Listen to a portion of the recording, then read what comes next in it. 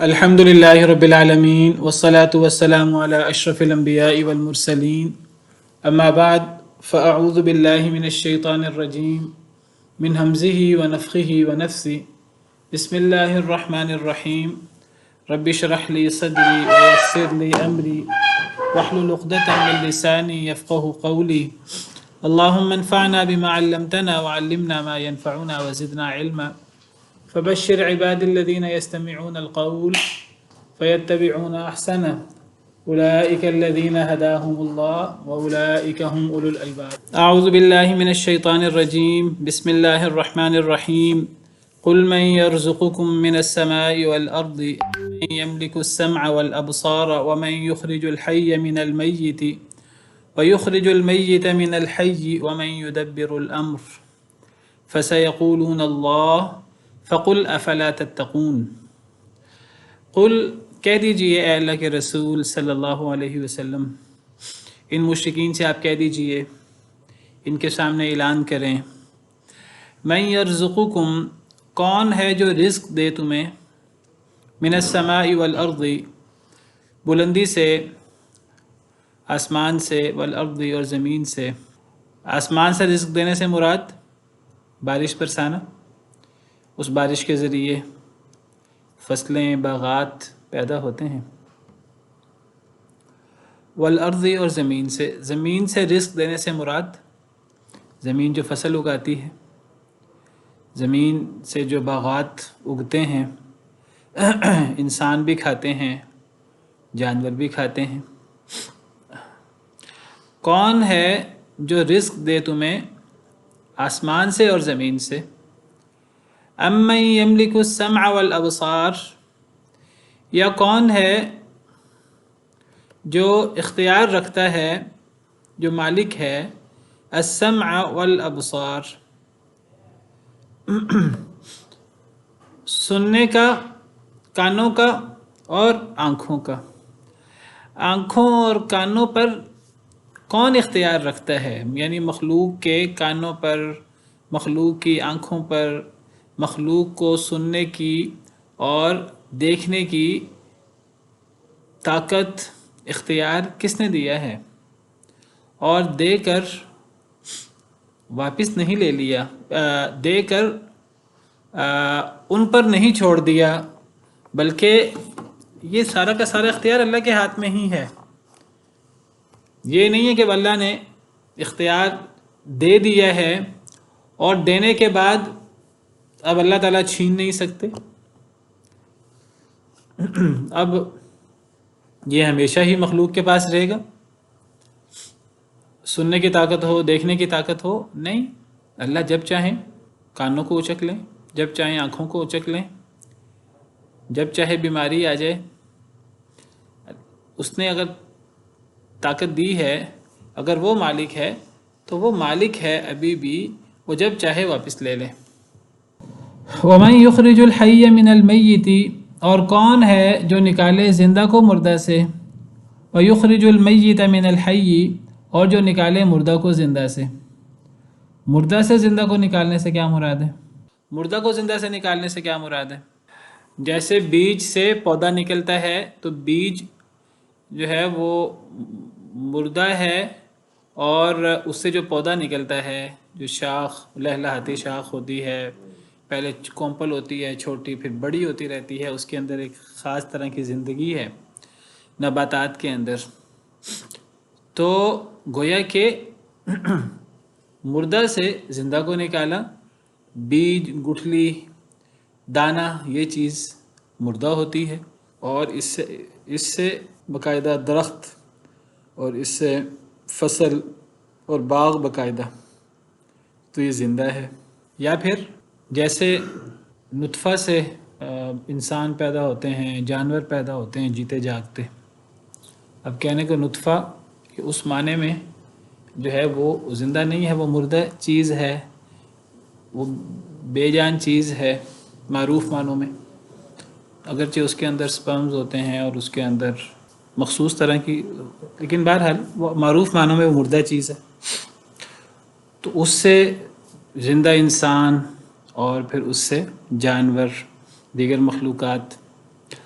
اور زندہ سے مردہ کو، اس کے الٹ بھی جیتے جاگتے انسانوں سے، جانوروں سے نطفہ، اس سے پھر انسان، مرغی سے انڈا، انڈے سے مرغی. اسی طرح جیسے آپ نے کہا کہ فصل، بیج سے فصل اور فصل سے بیج.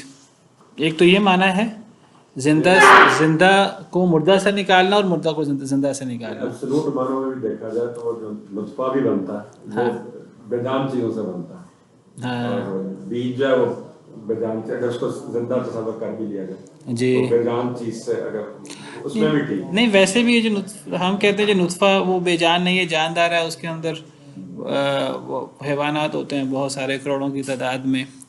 تو وہ چیز تو یعنی اب آج دریافت ہوئی ہے نا. تو یعنی اگر ہم اس کو دیکھیں اس تناظر میں، جس تناظر میں، یعنی قرآن کریم صرف 21ویں دور کے لیے تو کتاب نہیں ہے نا. یہ تو جب نازل ہوئی اس دور میں، تو اس دور میں یعنی معروف معنی میں تو نطفہ اور یہ چیزیں تو بے جان ہی ہیں. ورنہ تو آپ کہیں گے تو پھر انڈا بھی جاندار ہے، پھر انڈے کے اندر بھی جو ہے وہ چوزہ نکلتا ہے. اسی طرح پھر بیج کے اندر بھی، گٹھلی کے اندر بھی اس قسم کی چیزیں. وہ تو پھر ہر چیز کے اندر تو معروف معنوں میں ایک سادی جو جٹکی بات ہے جو ہر شخص کو سمجھ آتی ہے، وہ دیہات کا ہو، وہ شہروں کا ہو، وہ 1500 سال پرانا کوئی شخص ہو یا آج کا کوئی شخص ہو، ایک موٹی سی بات. اسی طرح ایک تو یہ معنی ہے، اس کی ہم کئی صورتیں بیان کر سکتے ہیں. جیسے میں نے کہا نطفہ سے انسان اور جانور، جانور سے نطفہ، اور گٹھلی اور بیج اور دانہ سے فصل، اور باغ سے پھل سے اور سبزی سے پھر دانہ اور گٹھلی وغیرہ، اور انڈے سے مرغی، مرغی سے انڈا وغیرہ. بعض مفسرین نے یہ تفسیر کی ہے کہ اللہ کے منکر لوگوں کے ہاں، کافروں کے ہاں مسلمان پیدا ہو جائیں، مسلمانوں کے ہاں کافر پیدا ہو جائیں.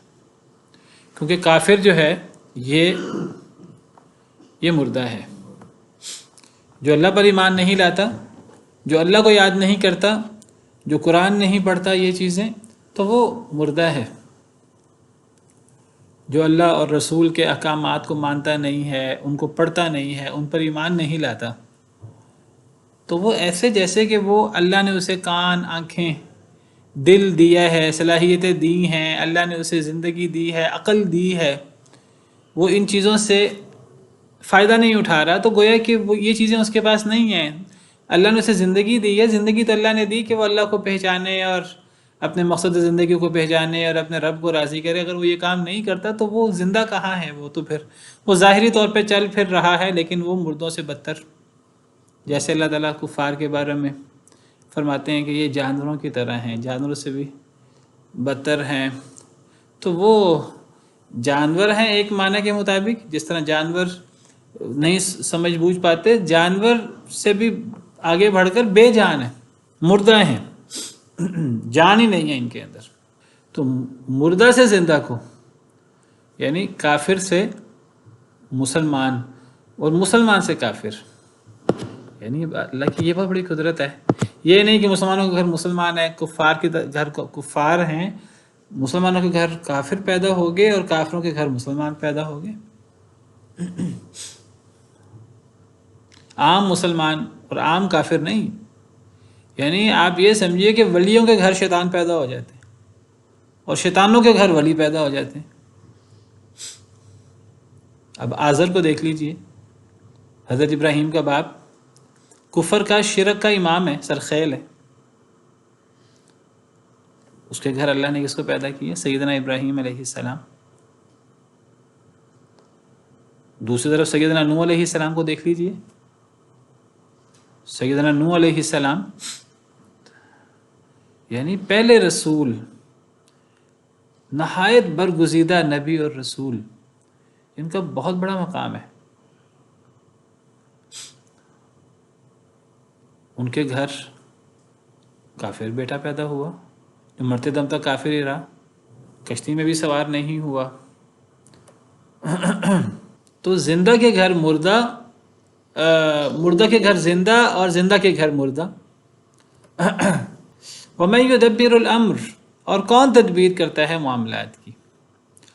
زمین و آسمان کو صرف پیدا نہیں کیا، زمین و آسمان کو پیدا کرنے کے بعد پھر ان میں تدبیر کرنا اور اس میں ایک ایک چیز کا خیال رکھنا، دن اور رات کی پیدائش، پھر دن اور رات کا حساب، منٹوں کا، سیکنڈوں کا، سورج چاند کے نکلنے کا، غروب ہونے کا، طلوع ہونے کا، ایک ایک منٹ ایک ایک سیکنڈ کا حساب.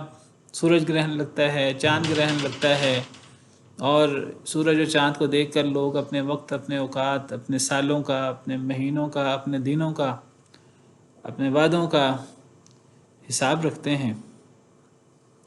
کیسا اللہ نے سسٹم بنایا ہے، کیسی تدبیر کی ہے، یہ ساری تدبیر کس نے کی ہے؟ تو اللہ تعالیٰ سوال کرتے ہیں کہ اے نبی صلی اللہ علیہ وسلم، آپ ذرا مشرکین سے سوال کریں، مشرکین سے پوچھیں کہ یہ سارے کام کون کرتا ہے؟ کون ہے جو آسمان و زمین سے تمہیں رزق دے؟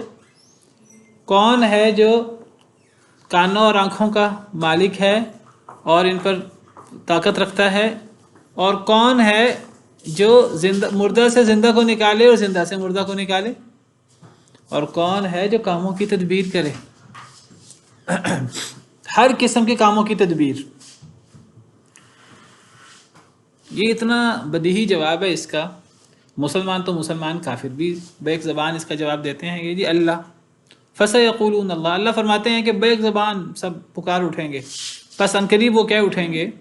وہ مشرکین جن سے سوال ہو رہا ہے، جن کو غور و فکر کی دعوت دی جا رہی ہے، سب پکار اٹھیں گے اللہ اللہ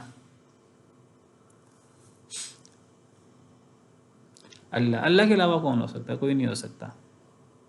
اچھا، تدبیر بھی اللہ تعالیٰ کرتے ہیں. تدبیر یہ کوئی انسان نہیں کرتے. دنیا کی بہت سی چیزوں کا نظام انسان چلا رہے ہیں، بہت سی چیزوں کا نظام فرشتے چلا رہے ہیں، کہیں کوئی اللہ کی مخلوق کوئی سسٹم چلا رہی ہے.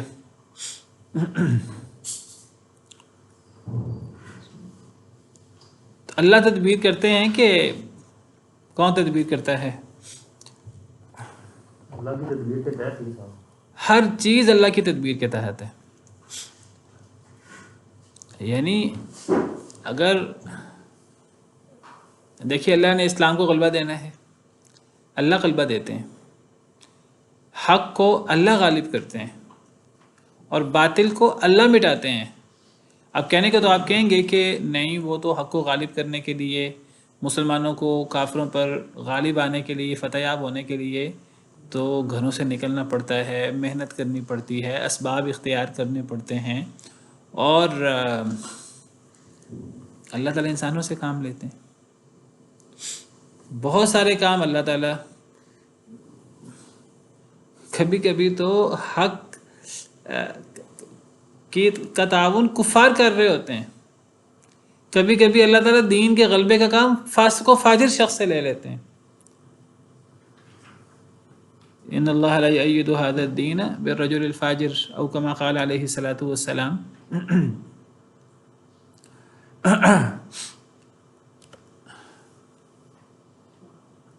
کوئی مسئلہ ہے، پتہ نہیں، اس کو دیکھتے ہیں کیا مسئلہ ہے. تو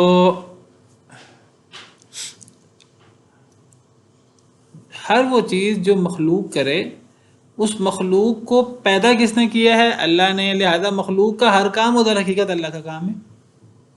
مخلوق کا ہر فعل وہ آپ سمجھیے کہ اس کی نسبت اللہ کی طرف ہو سکتی ہے.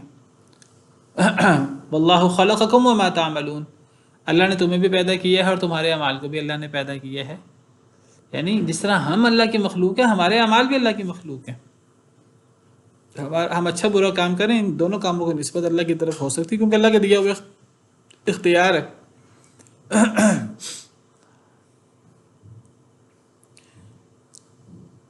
تو اس کائنات کے کہنے کو فرشتے تدبیر کرتے ہیں. فالمدبرات امرا، اللہ نے قسم اٹھائی ہے سورہ نازعات میں، کاموں کی تدبیر کرنے والوں کی قسم. وہاں فرشتے مراد ہیں. کائنات کی تدبیر اللہ کی مخلوق کرے تو وعلیکم السلام ورحمۃ اللہ وبرکاتہ. تو یہ ساری کی ساری تدبیر اللہ کے حکم سے ہے. اللہ کی مخلوق کرتی ہے تو اللہ کرتے ہیں. اور پھر اللہ اللہ کا حکم ہو تو مخلوق کر سکے، اللہ کا حکم نہ ہو، اللہ کی اجازت نہ ہو، مخلوق کر ہی نہ سکے۔ بلکہ اللہ تعالیٰ تو یہ کہتے ہیں، اللہ کہتے ہیں یہ ساری تدبیر میں خود کرتا ہوں، مخلوق کا اس کے اندر کوئی کردار، کوئی اختیار نہیں ہے۔ کس معنی میں؟ اس معنی میں کہ اللہ کے حکم سے وہ تدبیر ہوتی ہے۔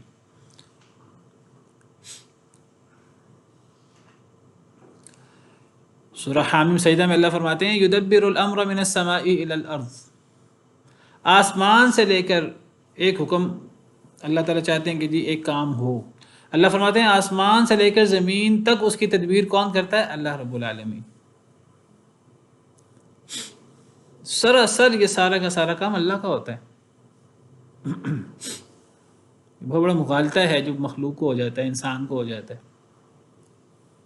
ایک بندہ جو ہے وہ بعض دفعہ کوئی فیکٹری کھول لیتا ہے، کوئی کاروبار شروع کرتا ہے، وہ سمجھتا ہے جی میں کھلا رہا ہوں لوگوں کو۔ ماں باپ سمجھتے ہیں جی ہم اپنی اولاد کو کھلا رہے ہیں، انسان سمجھتا ہے کہ میں اپنے آپ کو اور اپنے اہل و عیال کو۔ اللہ فرماتے ہیں نہیں، وما من دابۃ فی الارض الا علی اللہ رزقها، انسان چھوڑو، جتنے زمین پہ چھپائے ہیں چلنے والے، اللہ پر ان کا رزق ہے۔ وَكَأَيٍّ مِّن دَابَّةٍ لَا تَحْمِلُ رِزْقَهَا، کتنے جانور ہیں اپنا رزق اٹھائے نہیں پھرتے۔ اللہ يَرْزُقُهَا وَإِيَّاكُمْ، انہیں بھی اللہ رزق دیتا ہے اور تمہیں بھی ہے انسانوں، تمہیں مغالطہ نہ ہو کہ تم خود کماتے ہو اپنی صلاحیتوں سے، اپنی اللہ کی دی ہوئی نعمتوں سے۔ بہت بڑا مغالطہ ہے۔ جو بندہ سمجھتا ہے کہ کام میں کرتا ہوں تو یہی انانیت ہے، یہی شیطان کو دھوکا ہوا۔ انا خیر من، میں بہتر ہوں انسان سے۔ بھئی پیدا تو اللہ نے کیا تھا، وہ سمجھنے لگا میرے اندر کوئی سرخاب کے پر لگیں۔ اسی طرح انسان سمجھنا شروع کر دیجیے میں اشرف المخلوقات ہوں، میرے سامنے دوسرے انسان، حقیر انسان یا جانور یا کیڑے مکوڑے کیا حیثیت رکھتے ہیں، میں جو چاہوں کروں، چاہوں تو پاؤں سے مسل دوں۔ نہیں، انسان کو اختیار نہیں ہے۔ ہاں اگر اللہ نے کوئی فضیلت دی ہے تو وہ اللہ نے دی ہے، اب انسان کا کام ہے انسان اس فضیلت کا پاس رکھے۔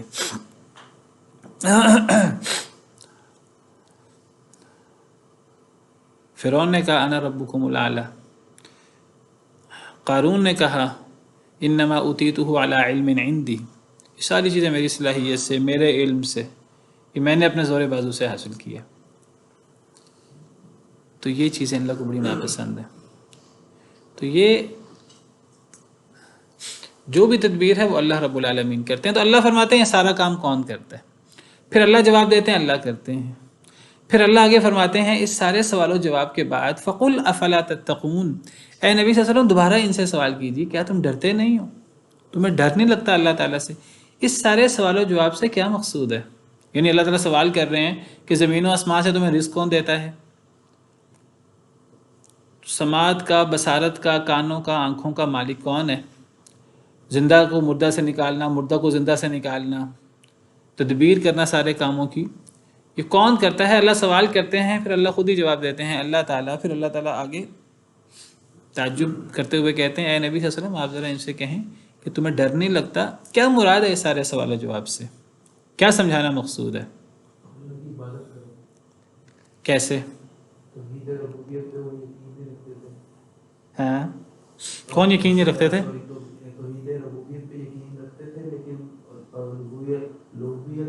الوہیت ہاں اللہ تعالیٰ کی ذات رہنے پہ کہا کہ تم میرے سے ڈرتے نہیں، یہی عبادت کرو، یہ اللہ نے کہا نہیں، لیکن اس کے پیچھے یہ مطلب ہو سکتا ہے، آپ اس جواب یہ ہو سکتا ہے اللہ کے عذاب سے پکڑ سکتے۔ اللہ کے عذاب اور پکڑ وہ تو مراد ہے ہی، فَقُلْ أَفَلَا تَتَّقُونَ۔ پوری آیت کریمہ سے مقصود کیا ہے؟ یہ آن لائن آپ لوگوں کو آواز میری صحیح آ رہی ہے؟ آواز کٹ تو نہیں رہی بار بار؟ السلام علیکم ورحمۃ اللہ وبرکاتہ۔ وعلیکم السلام ورحمۃ اللہ۔ جی یہاں ربوبیت کا اقرار کروا کے الوہیت کو ثابت کیا جا رہا ہے۔ ہاں جی، میں کہہ رہا ہوں میری آپ کو آواز صحیح آ رہی ہے بالکل؟ بیچ میں کٹی تھی، ابھی صحیح آ رہی ہے۔ چلیں، پرابلم ہوتی ہے، درمیان میں پرابلم ہو رہی ہے، اللہ تعالیٰ خیر کرے، اس کو دیکھتے ہیں۔ جی بیٹا آپ کا کیا سوال تھا؟ جی اس سے یہ بھی مطلب ہو سکتا ہے کہ انسان ایسا سوچتا کہ مجھے فضیلت ساری اللہ تعالیٰ نے ساری فضیلت میں نے خود حاصل کیا، سارا کھانا وانا خود دیتا ہوں، تو ایسے اپنے آپ کو سمجھے گا بہت فضیلت والا، بہت عزت والا، اللہ تعالیٰ بتانے کہ وہ کہ تم اتنے فضیلت والے نہیں، جب یہ سارا کام میرا بھی آپ کو تمہارا کام نہیں ہے. جی شاباش، بالکل ٹھیک. کیا مقصود ہے اس آیت کریمہ سے؟ اس آیت کریمہ سے وہی مقصود ہے جو آپ لوگوں نے بیان کیا کہ توحید ربوبیت سے توحید الوہیت کو ثابت کیا جا رہا ہے. یہ قرآن کریم کا ایک بہت زبردست ایک اصول ہے، ایک بہت زبردست دلیل ہے کہ اللہ تعالیٰ توحید ربوبیت سے توحید الوہیت کو ثابت کرتے ہیں. یہ توحید ربوبیت کیا ہے، توحید الوہیت کیا ہے؟ توحید ربوبیت کسے کہتے ہیں؟ اللہ کو رب ماننا، اس نے پیدا کیا. اور توحید الوہیت کیا ہے؟ عبادت صرف اسی کی. دیکھیں توحید کی 3 قسمیں. جی جی جی. ربوبیت اللہ تعالیٰ کے افعال ہیں اور الوہیت بندے کے افعال ہیں. توحید کی 3 اقسام ہیں نا، ایک ربوبیت، الوہیت اور تیسرے اسماء و صفات. دیکھیے توحید کی مشہور 3 اقسام ہیں، توحید ربوبیت، توحید الوہیت، توحید اسماء و صفات. اگر ان 3 اقسام میں سے بھی بڑی اقسام لیں تو وہ 2 ہیں. وہ اسماء و صفات بھی بعض چیزیں اس کی ربوبیت میں آ جاتی ہیں، بعض الوہیت میں آ جاتی ہیں، تفصیل میں جائیں تو 3 ہو جاتی ہیں. تو 2 بڑی اقسام ہیں، ایک توحید ربوبیت، ایک توحید الوہیت. ربوبیت رب سے ہے، الوہیت الہ سے ہے. الہ ہم کہتے ہیں الہ معبود، ربوبیت رب سے ہے. توحید ربوبیت کا مطلب جیسے آپ میں سے کسی نے کہا کہ رب کے کاموں میں اللہ کو ایک ماننا. عربی میں اس کی تعریف یہ کی جاتی ہے تو توحید اللہ تعالی بافعالہ، اللہ کو اللہ کے افعال میں، ان افعال میں جو اللہ والے افعال ہیں، ان افعال میں اللہ کو ایک ماننا. اللہ کے افعال کیا ہو سکتے ہیں؟ خالق کے بطور خالق، بطور رب اللہ کے افعال کیا ہو سکتے ہیں؟ کہ جی تخلیق، بڑے بڑے کام، ورنہ تو ہر چیز اللہ رب العالمین کرتے ہیں. بڑے بڑے کام کیا ہیں؟ تخلیق، رزق دینا، تدبیر کرنا معاملات کی، مدد کرنا، ہر قسم کا انعام کرنا، ہر قسم کی. تو یہ ساری چیزیں جو ہیں نا، یہ توحید ربوبیت ہے. یہ رب کے کام ہے، یہ انڈرسٹوڈ ہیں، یہ کام رب کے کام ہے. رب پیدا کرتا ہے، رب نعمتیں دیتا ہے، رب تدبیر کرتا ہے. جس نے زمین بنائی ہے تدبیر بھی اس نے کرنی ہے. رب رزق دیتا ہے. یہ سارے کام اللہ رب العالمین کے ہیں. ان کاموں میں اللہ کو ایک ماننا، یہ ہے توحید ربوبیت. توحید اللہ تعالی بافعالہ، یہ توحید ربوبیت. توحید الوہیت کا فلسفہ سمجھنا بہت ضروری ہے توحید کو سمجھنے کے لیے. اللہ نے قرآن کریم میں، دیکھیے قرآن کریم، ہم مسلمان ہیں، ہم مسلمان اندھا بلائنڈ فیتھ رکھتے ہیں قرآن کریم کے بارے میں. ہم قرآن کریم کو، قرآن کریم کے دلائل کو آنکھیں بند کر کے ہم کہتے ہیں قرآن میں آ گیا بس ٹھیک ہے. لیکن دیکھیے قرآن کریم صرف مسلمانوں کے لیے ہدایت نہیں ہے، کفار کے لیے ہدایت ہے. یہ صرف یہ نہیں کہ قرآن کہتا آنکھیں بند کر کے بس مان لو. قرآن غور کرنے کی دعوت دیتا ہے، ان لوگوں کو بھی دیتا ہے جو قرآن پر ایمان نہیں رکھتے. قرآن ان کو لاجیکل انداز میں، ان کو عقلی انداز سے قرآن کریم عقلی دلائل دیتا ہے. ایسے دلائل دیتا ہے کہ اگر کوئی بندہ باقاعدہ غور کرے اور وہ بغاوت سے اور وہ ہٹ درمی سے کام نہ لے تو اس کو ماننا پڑتا ہے. قرآن کے دلائل اتنے قوی ہیں، اتنے مضبوط ہیں عقلی دلائل. تو یہ جو توحید اور شرک کا مسئلہ ہے، یہ اللہ تعالیٰ نے توحید ربوبیت، توحید الوہیت کے ذریعے سمجھایا ہے. تو ان کو تھوڑا سا سمجھنا ضروری ہے. تو توحید ربوبیت کیا ہے؟ کہ رب کے کاموں میں اللہ کو ایک ماننا. مسلمان تو توحید ربوبیت کے قائل ہیں کہ رب اور رب کے کاموں میں اللہ ایک ہے، یعنی رب ہونے میں اللہ اکیلا ہے، تخلیق میں اللہ اکیلا ہے، انعام کرنے میں اللہ اکیلا ہے، رزق دینے میں اللہ اکیلا ہے، تدبیر کرنے میں اللہ اکیلا ہے. رب کے کاموں میں اللہ اکیلا ہے. مسلمان اس بات کو مانتے ہیں. اور توحید ربوبیت میں اللہ کے اکیلے ہونے کو صرف مسلمان نہیں مانتے، اکثر کافر بھی مانتے ہیں، اکثر مشرک مانتے ہیں. اس کائنات کے اکثر لوگ توحید ربوبیت کے قائل ہیں. یہود بھی توحید ربوبیت کے قائل ہیں، عیسائی بھی توحید ربوبیت کے قائل ہیں، مشرکین مکہ بھی توحید ربوبیت کے قائل تھے. اکثر مشرکین توحید ربوبیت کے قائل ہیں، ہندو تک توحید ربوبیت کے قائل ہیں، بلکہ میں کہوں کہ مجوسی جو دو الہوں کے قائل ہیں وہ بھی توحید ربوبیت کے قائل ہیں، وہ بھی ایک کو بڑا مانتے ہیں، خیر کے رب کو، خیر کے خدا کو، ان کے نزدیک خیر کا خدا ہے، ایک شر کا خدا ہے، خیر کا خدا ان کے نزدیک بڑا ہے، اصل وہ ہے۔ جو لوگ اللہ کے علاوہ اور لوگوں کو بھی ان کی بھی عبادت کرتے ہیں وہ بھی توحید ربوبیت کے قائل ہیں، ہندو جو بہت زیادہ معبودوں کے قائل ہیں وہ بھی اصلاً توحید ربوبیت کے قائل ہیں۔ یہ ہے توحید ربوبیت کہ رب کے کاموں میں اللہ کو ایک ماننا۔ ایک ہے توحید الوہیت۔ الوہیت کیا چیز ہے؟ جیسے میں نے کہا الوہیت الہ سے ہے، الہ کہتے ہیں معبود کو، عبادت، عبودیت۔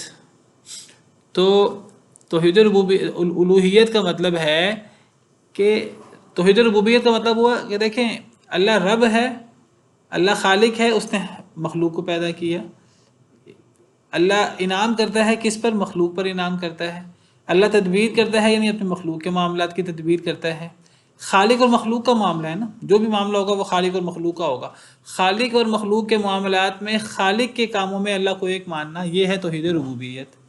توحید الوہیت کیا ہے؟ خالق اور مخلوق کے آپس کے تعلق میں جو کام مخلوق نے اللہ کے حوالے سے کرنے ہیں، جو کام مخلوق کو کرنے چاہیے اپنے رب کے حوالے سے، ان کاموں میں اللہ کو ایک ماننا، یہ توحید الوہیت ہے۔ عربی زبان میں اس کی کیا تعریف کی جاتی ہے؟ توحید اللہ تعالی بافعال العباد، اللہ کی توحید بندوں کے کاموں میں۔ بندوں کو کون سے کام؟ یعنی بندوں کے وہ کام جو بندوں کے اپنے رب سے متعلق ہونے چاہیے۔ ایک بندے کا اپنے رب سے کیا تعلق ہوتا ہے؟ بندہ اپنے رب سے دعا کرے، بندہ اپنے رب سے مانگے، اللہ سے رزق مانگے، اللہ سے نعمتیں مانگے، اللہ پہ توکل کرے، اللہ سے ڈرے، اللہ کو سب کچھ سمجھے، اللہ کی قسم اٹھائے، اللہ کے لیے ذبح کرے، اللہ کے لیے نظر و نیاز دے۔ یہ سارے کام بندوں سے متعلق ہیں، یہ سارے کام عبادت ہیں، ان سب کاموں کو عبادت کہتے ہیں۔ عبادت صرف سر جھکانا، صرف نماز پڑھنا نہیں ہے، صرف حج کرنا عبادت نہیں ہے، یہ سارے کام عبادت ہیں۔ یہ سارے وہ کام ہیں جو اللہ اور مخلوق کے آپس کے تعلق میں مخلوق اللہ کے لیے کرتی ہے، اور مخلوق ان کاموں میں اللہ کو ایک سمجھنا، یہ ہے توحید الوہیت۔ یہ توحید کی وہ قسم ہے جس میں گڑبڑ ہے، لوگ اس میں شرک کرتے ہیں۔ وہ یہ تو کہیں گے کہ پیدا اللہ نے کیا ہے، یہ نہیں کہتے کہ لات نے پیدا کیا، منات نے پیدا کیا، حبل نے پیدا کیا۔ یا جو لوگ جو ہیں وہ قائل ہیں انبیاء اولیاء کو اللہ کے ساتھ شریک بنا دیتے ہیں، وہ یہ نہیں کہتے یہ انبیاء اولیاء نے پیدا کیے۔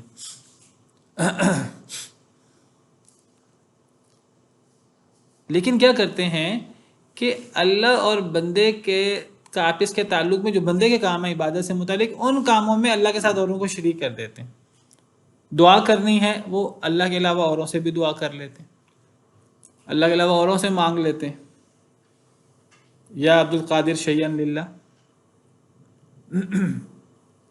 اللہ کے علاوہ اوروں کے لیے نظر و نیاز نکال دیتے ہیں۔ نظر و نیاز نکالنا بھی عبادت ہے، اللہ کے علاوہ کسی کے لیے نظر و نیاز نکالی جا سکتی۔ اللہ کے علاوہ اوروں کی قسم اٹھا لیتے ہیں، اللہ کے علاوہ کسی کی قسم اٹھانا جائز نہیں ہے، شرک ہے۔ اللہ کے علاوہ اوروں سے ڈرتے ہیں، طاقتور لوگوں سے، امریکہ سے اور دشمنوں سے اور طاقتور لوگوں سے، حالانکہ اللہ کے علاوہ کسی سے نہیں ڈرنا چاہیے۔ اگر اللہ ہمارے ساتھ ہے دنیا کی کوئی طاقت ہمیں نقصان نہیں پہنچا سکتی۔ اللہ کے علاوہ کسی کے لیے ذبح نہیں ہونا چاہیے، کسی کی بھینٹ نہیں ہوتی، صرف اللہ کی بھینٹ ہوتی ہے۔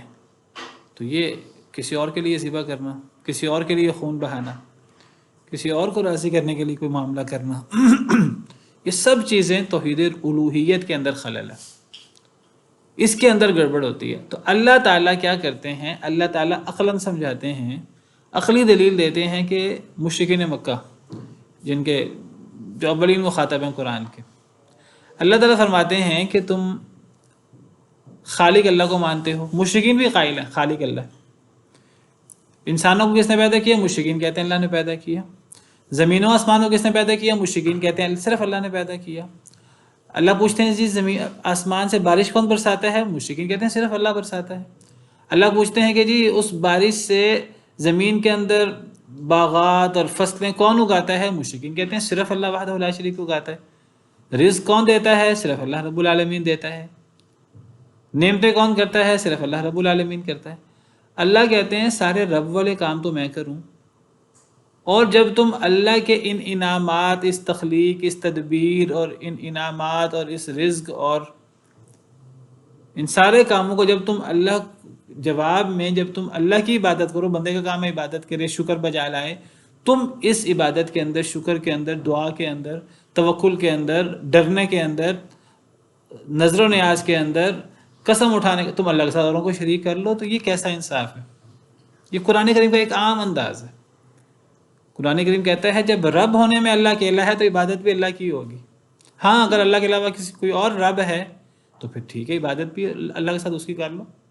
اگر پیدا اللہ نے کیا ہے زمین و آسمان کو تو پھر اللہ کی عبادت ہونی چاہیے. اگر اللہ کے ساتھ کسی اور نے پیدا کیا تو ٹھیک ہے، اس کی بھی عبادت کر لو. اگر نعمتیں ساری اللہ کی ہیں، تدبیر ساری اللہ کی ہے، تو پھر توکل بھی اللہ رب العالمین پر ہونا چاہیے، پھر ڈرنا بھی اللہ رب العالمین سے چاہیے، پھر ذبح بھی اللہ رب العالمین کے لیے ہونا چاہیے. یہ قرآن کریم کی ایک عام دلیل ہے توحید کے بارے میں، اور یہ اتنی زبردست دلیل ہے اس کا کوئی جواب نہیں ہے کسی کے پاس. یہ عقلی دلیل ہے قرآن کریم کی، اور یہ قرآن کریم میں عام ہے.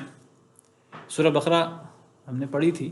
سورہ بقرہ کے اندر اللہ تعالیٰ نے 3 لوگوں کی قسمیں بیان کی تھیں، ایمان والوں کی، کافروں کی اور منافقین کی. اور جو پہلی آیت تھی سورہ بقرہ کی، یا ایھا الناس اعبدوا ربکم الذی خلقکم والذین من قبلکم لعلکم تتقون ایاما الذی جعل لکم الارض فراشا والسماء بناء، وہ بھی یہی دلیل ہے.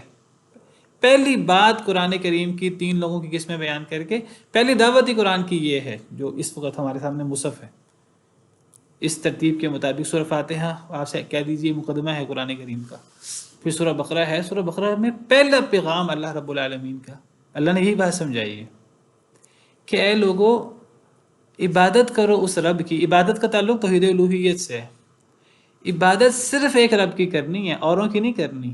لوگ عبادت میں اوروں کو شریک کر لیتے ہیں. اللہ کہتے ہیں نہیں، عبادت لات کی نہیں کرنی، منات کی نہیں کرنی، نبیوں کی، ولیوں کی نہیں کرنی. عبادت اس رب کی کرنی ہے جس رب کو تم خالق مانتے ہو. ہاں اگر خالق کسی اور کو مانتے ہو تو عبادت اس کی بھی کر لو. اس کی عبادت کرو جس نے تمہیں پیدا کیا.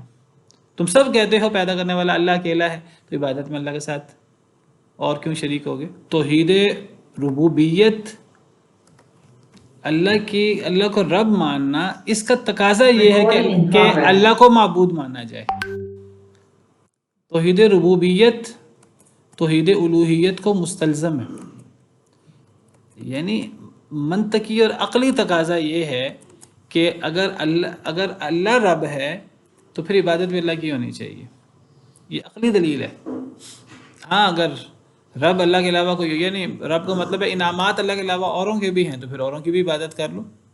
اگر سارے کام اللہ رب العالمین کے ہیں تو پھر عبادت اسی کی ہونی چاہیے. یہ ایک سب سے بڑی عقلی دلیل ہے. اب آپ دیکھیے اللہ تعالیٰ قرآن کریم میں جگہ جگہ کہتے ہیں وَلَئِن سَأَلْتَهُم مَّنْ خَلَقَ السَّمَاوَاتِ وَالْأَرْضِ، اے نبی صلی اللہ علیہ وسلم آپ ذرا ان سے پوچھئے زمین و آسمان کو کس نے پیدا کیا. تو اللہ کہتے ہیں سب مشرک بیک زبان کہیں گے اللہ نے پیدا کیا. اللہ فرماتے ہیں قرآن کریم میں سورہ عنکبوت میں وَلَئِن سَأَلْتَهُم مَّن نَّزَّلَ مِنَ السَّمَاءِ مَاءً فَأَحْيَا بِهِ الْأَرْضَ بَعْدَ مَوْتِهَا لَيَقُولُنَّ اللَّهُ. آپ ذرا ان سے سوال کریں کہ آسمان سے پانی برسانے والا کون ہے؟ اللہ کے علاوہ کوئی اور ہے؟ اس پانی سے زمین کو زندہ کرنے والا، زمین کے اندر فصلیں اگانے والا، یہ خوشنما باغات اگانے والا کون ہے؟ سب مشرکین بے ایک زبان کہیں گے اللہ. اللہ کہتے ہیں جب یہ سارے کام اللہ اکیلا کرتا ہے تو پھر الہ مع اللہ. 20ویں پارے کے شروع میں اللہ رب العالمین جگہ جگہ اللہ اپنے ربوبیت کی بات کرتے ہیں. یہ کام کون کرتا ہے؟ پھر اللہ سوال قائم کرتے ہیں پھر اللہ کے علاوہ کوئی اور معبود ہو سکتا ہے؟ جب یہ سارے کام اللہ کرتے ہیں رب والے، تو معبود اللہ کے علاوہ کوئی اور کیسے ہو سکتا ہے؟ تو قرآن کریم میں یہ عام انداز ہے، ایک جگہ نہیں، آپ کو 10 جگہ 20 جگہ قرآن کا یہ انداز ملے گا. تو یہ بہت زبردست، بہت بڑی عقلی دلیل ہے توحید کی اس قسم کے بارے میں جس میں اکثر لوگ شکوک و شبہات کا شکار ہیں. کافر تو کافر، مشرک تو مشرک، مسلمان بھی توحید کی اس قسم میں اللہ معاف کرے آج شکوک و شبہات کا شکار ہیں. آج مسلمانوں میں لوگ نبی صلی اللہ علیہ وسلم سے مدد نہیں مانگتے، اللہ کے علاوہ کسی سے مدد مانگنا شرک اکبر ہے، یاد رکھیے. سیدنا علی رضی اللہ تعالیٰ عنہ کو حاجت روا مشکل کشا نہیں مانتے، یا علی مدد نہیں کہتے. شیخ عبدالقادر جیلانی سے اور خواجہ غریب نواز، گنج بخش، گنج شکر اور پتہ نہیں کیا کیا ہم نے نام بنائے ہوئے ہیں، قبروں سے ہم جا کے حاجتیں مانگتے ہیں.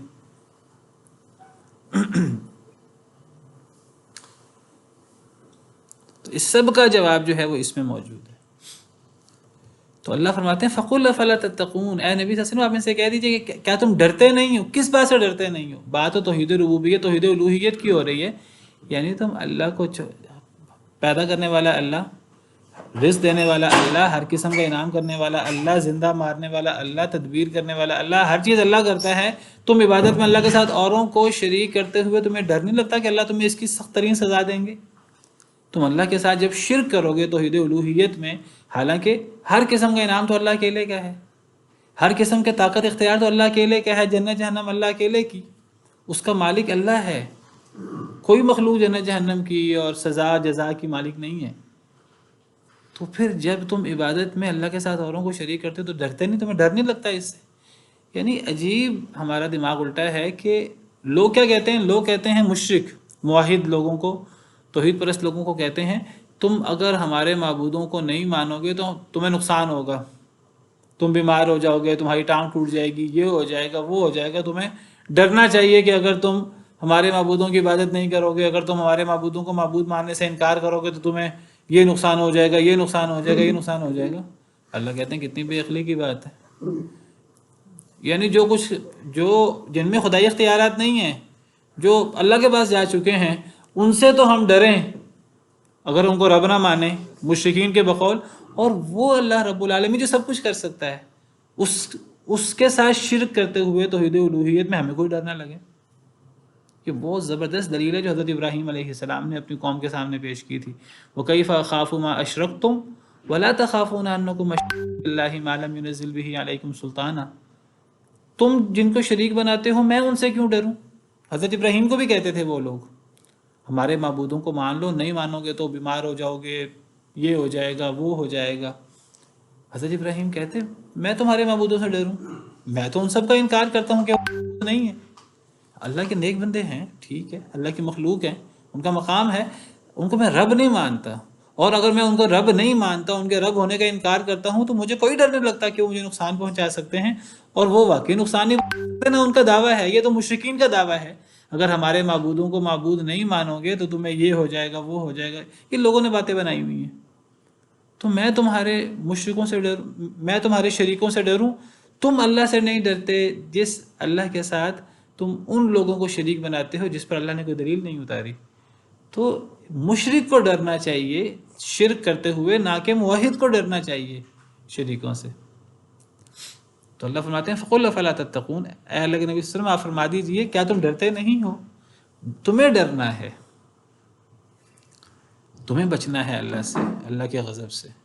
فَذَلِكُمُ اللَّهُ رَبُّكُمُ الْحَقُّ، بس یہ ہے اللہ تمہارا رب جو حق ہے. یہ اللہ حق ہے جو حقیقی بادشاہ بھی ہے، جو حقیقی خالق بھی ہے، مالک بھی ہے، رازق بھی ہے. وہ تمام صفات ہیں جس کو مشرکین بھی مانتے ہیں.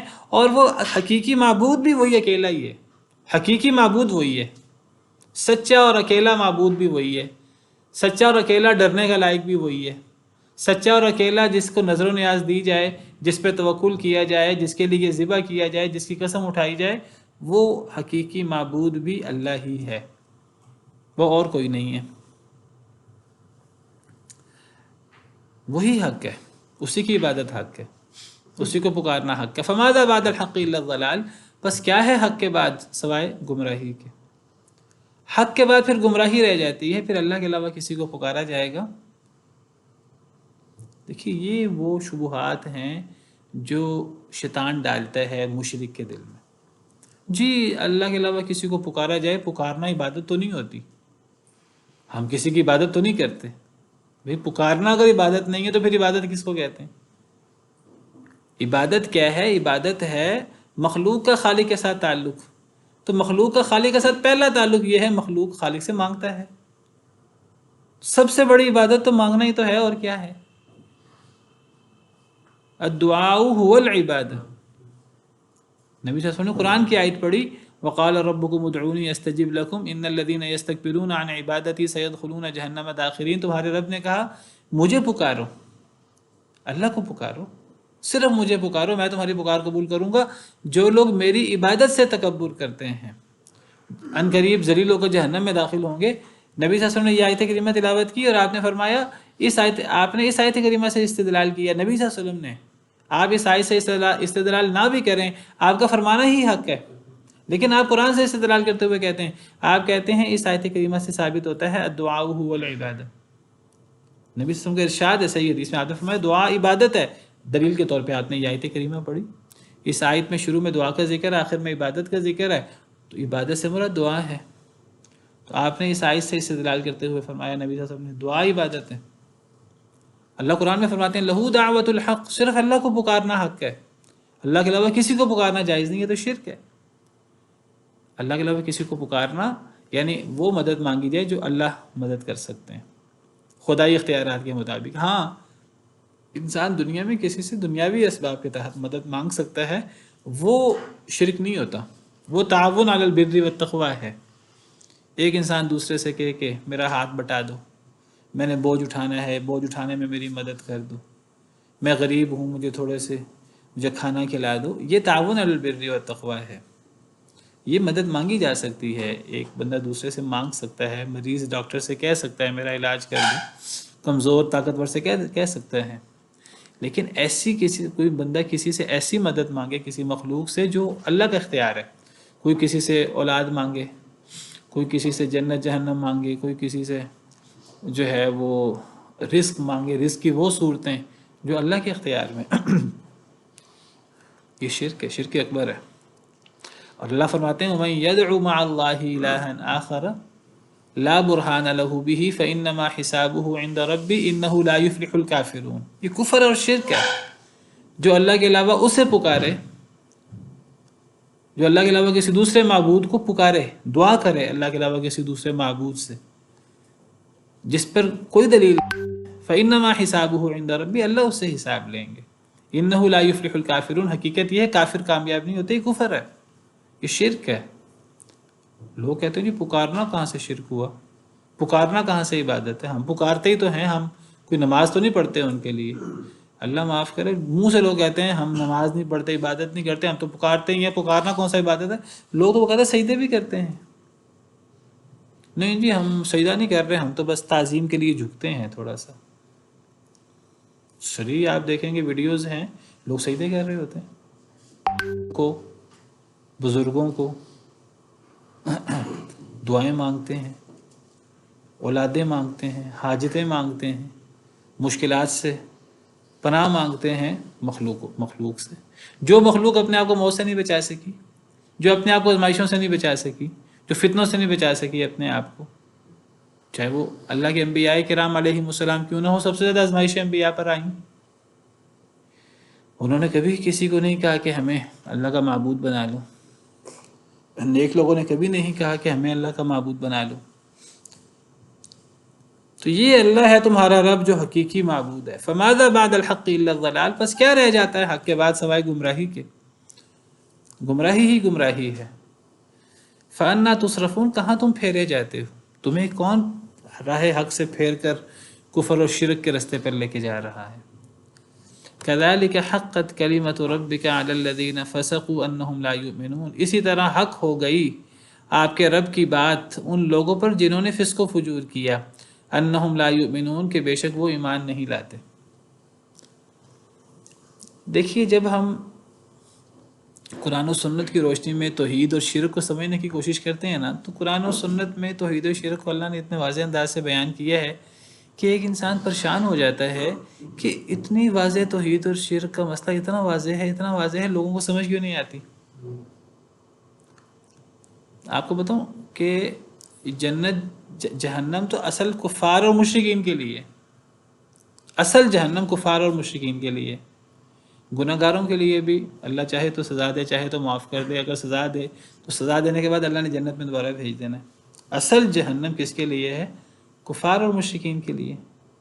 ایک بندہ حیران ہو جاتا ہے کہ توحید اور شرک کے مسئلے اتنے واضح ہیں قرآن و سنت میں، اتنے واضح ہیں اور اتنے عقلی ہیں کہ ہمیں کافر لوگ، مشرک لوگ بڑے کئی دفعہ دنیاوی معاملات میں عقل مند نظر آتے ہیں، بڑے ذہین نظر آتے ہیں، بڑے باتوں کو سمجھنے والے، تو اتنے واضح مسئلے لوگوں کو سمجھ نہیں آتے۔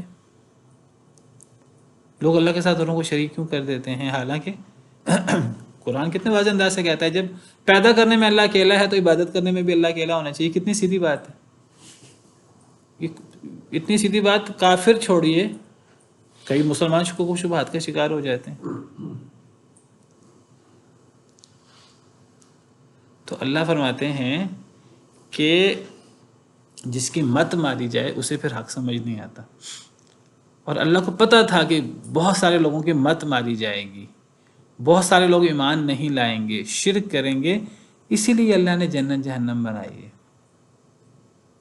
کچھ لوگ کہتے ہیں جی اللہ نے جہنم کیوں بنا دی، اتنی کڑی سزائیں کیوں رکھ دیں؟